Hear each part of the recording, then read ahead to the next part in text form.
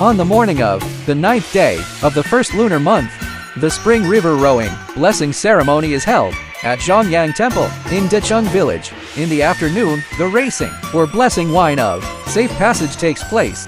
At night, the visiting the bride tradition unfolds. People visit the homes of couples who got married in the past year to wish the newlyweds happiness and fulfillment.